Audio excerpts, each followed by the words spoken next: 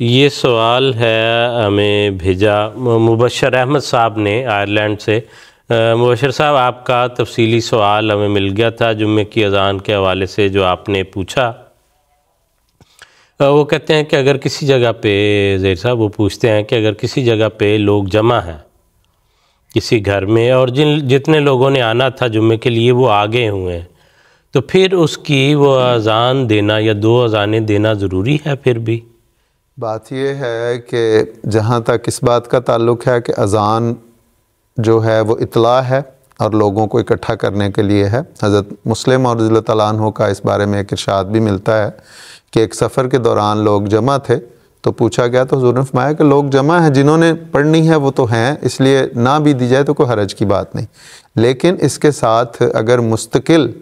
اس کا یہ بنا لیا جائے کہ چونکہ ایک نماز سینٹر ہے، وہاں پہ لوگوں نے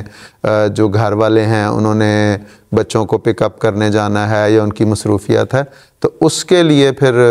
صرف یہ کرنا کہ مستقل اذان نہ دینا، اذان دونوں اذانیں جو ہیں جمعے کے لیے خاص ہیں، اس لیے وہاں پہ ایک تو اذان اسی وقت جاتے ہی دے دی جائے، اور پھر دوسرا جب امام خطبے کے لیے ممبر پہ آ جاتا ہے تو اس وقت دوسری اذان دی جاتی ہے۔ وہ دراصل اس بات کا اعلان ہوتا ہے کہ اب خطبہ شروع ہونے والا ہے، لوگ جو ہیں وہ اپنی جو ہے مصروفیات چھوڑ کے نماز کے لیے، پہلی بھی اسی لیے ہے لیکن دوسری تو خاص طور اس لیے ہے کہ امام آ گیا ہے، تو اس لیے اس کو ایک مستقل عادت نہیں بنانی چاہیے۔ کبھی کبھی اگر سارے لوگ اکٹھے ہو گئے ہیں تو کوئی حرج نہیں، لیکن اگر کوئی اذان سن لیتا ہے تو ہو سکتا ہے اس اذان کو سن کے کوئی اور بھی اس میں شامل ہو جائے، اس لیے اسے مستقل نہیں کرنا چاہیے۔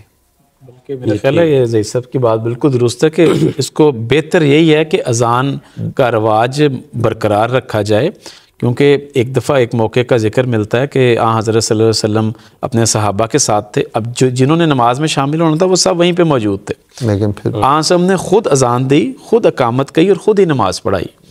تو یہ ذکر بھی مطلب ایسے ہمارے لیے اس لیے مفید ہے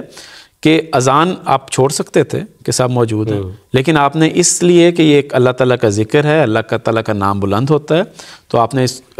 اس رواج کو برقرار رکھا ہے۔ تو سوائے اس کے ایسی جگہوں پہ جہاں پہ کوئی پرابلم ہے، جیسے پاکستان ہے، وہاں پہ اگر آپ اذان دیں گے تو آپ کو مشکلات کا سامنا کرنا پڑے گا، منع ہے، اور آپ کو گورنمنٹ کی طرف سے اس لیے نہیں کر جگہوں کے علاوہ جہاں پہ آپ کو سہولت موجود ہے بچوں کو عادت ڈالنے کے لیے، بچوں کو اذان سکھانے کے لیے، شوق پیدا کرنے، تربیت کے لیے ضروری ہے۔ بالکل، اور بلکہ بعض جگہوں بعض حدیثوں میں ملتا ہے کہ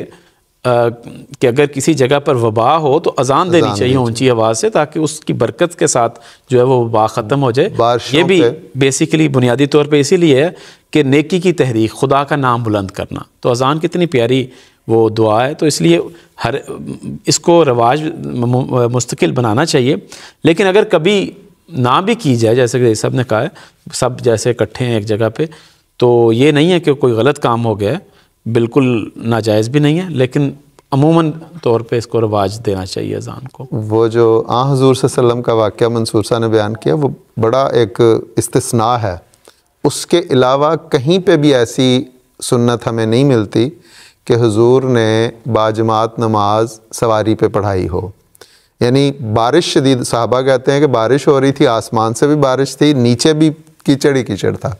اب ایک مجبوری کی حالت ہے اور سب لوگ اکٹھے ہیں وہاں پہ، کسی اور نے آنا بھی نہیں ہے، تو حضور صلی اللہ علیہ وسلم نے جس طرح منصور صاحب نے کہا کہ اذان دی، اس کے بعد اقامت کی، پھر اپنی سواری کو حضور نے آگے کیا، اور صحابہ کہتے ہیں ہم نے حضور کے پیچھے اپنی سواریاں کر لیں، اور اسی چلتے چلتے حضور نے پھر نماز پڑھائی۔ تو بتانے کا مقصد یہ ہے کہ وہاں مجبوری کی حالت میں بھی حضور نے اذان